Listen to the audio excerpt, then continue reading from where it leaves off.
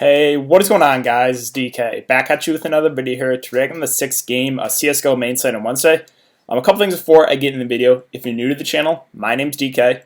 I make daily videos talking about NBA, NFL, XFL, and now esports, CSGO, as well as Call of Duty they just added. I'll have a video up for that later as well. So yeah, I break down these slates for daily fantasy sports. So yeah, with that out of the way, I guess we can jump into the video. So first, let's look back, or let's look at CSGO. They made a slight scoring change since the last time I made a video. And I've been dying to make a video, but they're just having 2-game slate after 2-game slate. Finally, we have a nice 6-game slate here, so excited to break this one down. Basically, not a whole lot has changed here. The one big piece of news that has changed is there's no more GLA.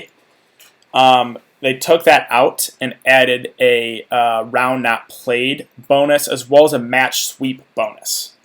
So basically, say if you 2-0 a team, right, you'll get extra 5 points every single player on that team, plus 0.5 points per round. So obviously, if you 2-0 someone, that's 30 rounds right there not played. So that's 15. So that's 20 points right there alone for a 2-0. So that's basically it for the scoring. We can take a look at some Vegas odds really quick. So again, we got 6 games. We got Boom versus Red Candidates. Boom are minus 225 favorites right now. Ice Risk versus Imperial. Ice Risk are minus 125. Team Vitality and Ninja and Pajamas. Team Vitality are minus 165 favorites. EG versus Orglis. EG, huge favorites here, minus 575, the biggest favorites in the slate. So I think targeting players on Evil Genius is safe for a cash game format. You can even do it for GPPs, and I think that's going to be pretty popular, but a safe way to go. Gen G, 100 Thieves. 100 Thieves are our favorites here, minus 205. And then Cloud9 are pretty significant favorites as well over Triumph, minus 475. So yeah, I think targeting EG and Cloud9 is a pretty safe way to go about this slate. Again, there's a lot of different ways because there is 6 games on this one. But I think for safety, if you're just looking for safety, I think targeting those 2 teams is not a bad approach. And then before we I made a spreadsheet here for CSGO. Before we get into it, I just want to kind of break down this rating 2.0, which a lot of CSGO websites use. It's very similar to a KD ratio. Use like kill rating, survival rating, impact rating, damage rating. A whole bunch of aspects here that are incorporated into the rating 2.0. And if you just look at it, a lot of the players, these are their KDs here versus their rating 2.0. Pretty similar, right? Not too different. So that's what I have here on the spreadsheet. And okay, we can switch over to that here. Give me 1 sec.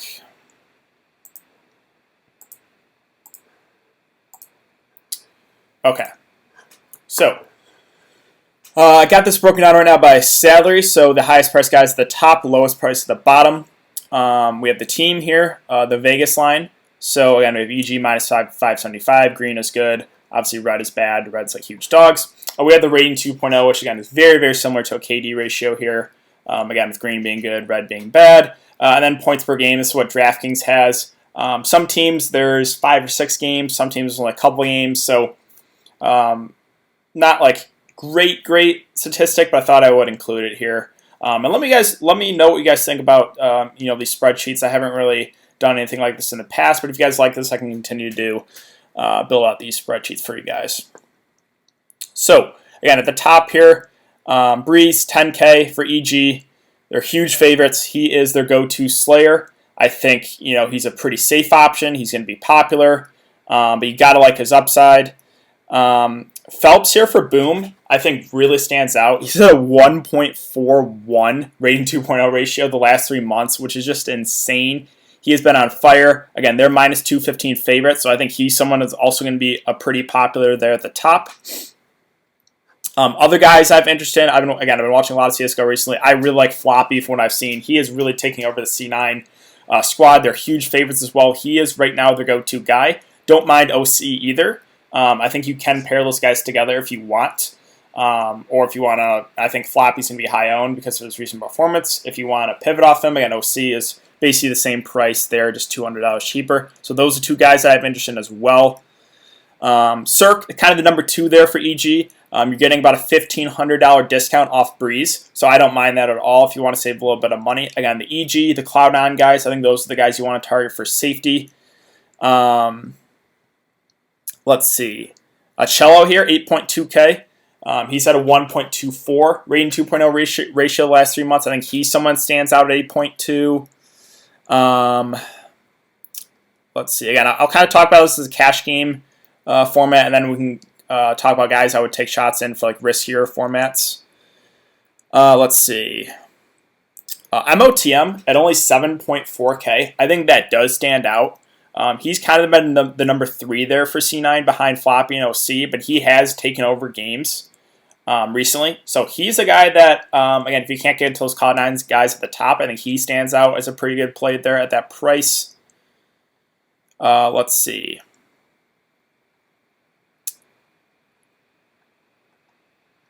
And then we kind of get to the value area. A guy like Tariq or Stanislaw, 6.4K and 6.6K respectively. Not guys that are going to blow you out of the water, but can definitely open you up to get those guys to the top. Let's see, what else? I think a guy like Delbani here, they're minus 105. That game's almost a pick 'em, but he's had a 1.12 rating 2.0 ratio the last 3 months, as well as they only have one game of Draftkings, but he did have a pretty solid day there, 62.5 fantasy points. So I think at 5.4K, he's another really solid value play. And then, yeah, that's basically it for like safety as far as like cash games go. Or you can enter these in tournaments too. Those guys are going to be popular in my opinion. If you want guys that are a little bit more risky, right, like a Grim, right? They're pretty significant dogs, plus 270, but he is a guy that does have is their go-to guy. He's 7.6K, and if they do can pull off the upside, he can have a massive day. So he's someone you could look to. Let's see, Costa and Genji, again, not huge dogs, but he's their go-to guy. He's only 7.2K. He makes an interesting play. Let's see, what else here?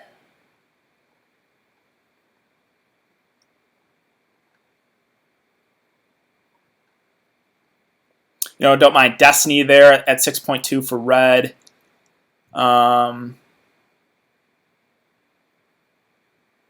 Liaz even as value, right? 100 Thieves, decent favorites, minus 215. He's at a 0.97 rating 2.0 ratio last 3 months, so I think he stands out as a pretty decent play.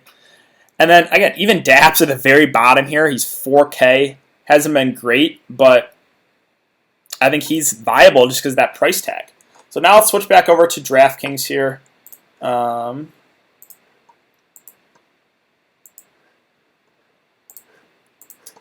Okay.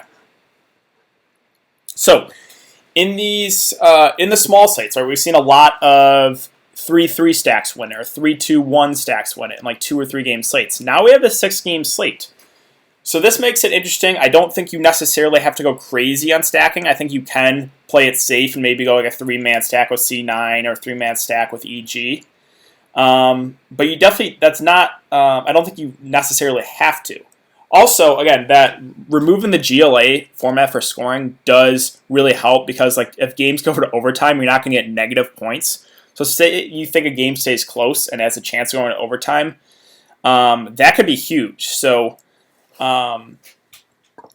yeah, let's see. What else here? Yeah, so as far as like roster construction goes, I think getting someone at the top for captain, like a Breeze or Phelps, is not a bad option, right? But if you throw one of those guys in the captain spot, you have 7K remaining, so you're going to have to take some shots on at least a couple of value plays. Or another interesting route I always talk about is throwing in one of these like really cheap guys there at the bottom. So say we throw in, let's see, who do I want to throw in there? So we throw in Delbani, right? I think he's a pretty solid value play. If we throw him in the captain spot, that gives you 8.3K remaining. So don't necessarily have to go crazy in value there if you throw someone like cheap in the value spot. But yeah, let's see what else. Anything else I want to talk about here? So yeah, again, just a brief recap before I get out of here. The guys at the top I like, obviously Breeze, Phelps. Those two guys have huge upside. Breeze, huge favorites. Phelps has just been on fire the last 3 months. Floppy, he's one of my favorite plays there at a discount of those guys at the top, only 9.2K. Love Floppy. Again, if you want to pivot for lower ownership, don't mind OC. Cirque and Cello as guys, if you can't get all the way to the top for Breeze and Phelps, I think those two guys make for pretty intriguing plays here at 8.4 and 8.2K respectively. Let's see. MOTM, he's one of my favorite plays in the mid-tier there at only 7.4K. Really like him. Again, I prefer him to Sonic. I know Sonic's been decent recently, but I much prefer MOTM to Sonic. Costa, don't mind him. Again, Genji are dogs, but he is their best player right now, so I think he makes an intriguing play there in the mid-tier.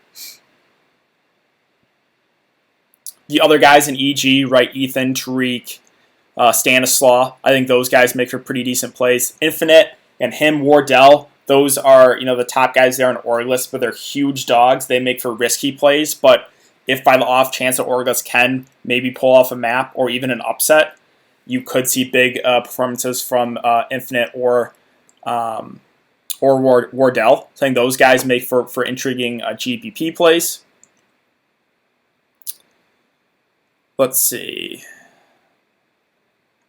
And then again, for value, I think Destiny makes a pretty decent play there at 6.2K. I like Delbani a lot. I think he's going to be very popular, but 5.4K. I think that's much too cheap. So he's probably my favorite value play. Don't even mind Twist here at 4.6. That's a really, really cheap price. So he's someone that could open up a lot of value to get those guys in at the top. And I think that basically does it for the video. Again, guys, I don't think you have to go crazy with your stack since it is a 6-game slate. But I think a 3-2-1 stack could work. I think a 2-2-1-1 stack could work. Right. There's a lot of different ways you can go about this slate. And if a game somehow goes to overtime, you could even stack one game and hope for that. Right. That's always a possibility now with GLA out of there, so you can't get negative points anymore. But yeah, I think that is going to do it, guys. So if you have been enjoying the content, would really appreciate it if you could like this video, subscribe if you haven't already. I will be back for another video to break down the CSGO slate for Thursday. Also, Call of Duty starts Friday. I'm working on my Excel sheet now. I will have a video up for that tomorrow. Be on the lookout for that. Real excited for Call of Duty. That's the one esport I'm very, very familiar with. Even competed against a lot of those guys back in the day. So really, really excited for that. So yeah, thanks again for everyone to come and check the video. Hope you guys all staying safe and healthy. And I will see you guys all tomorrow.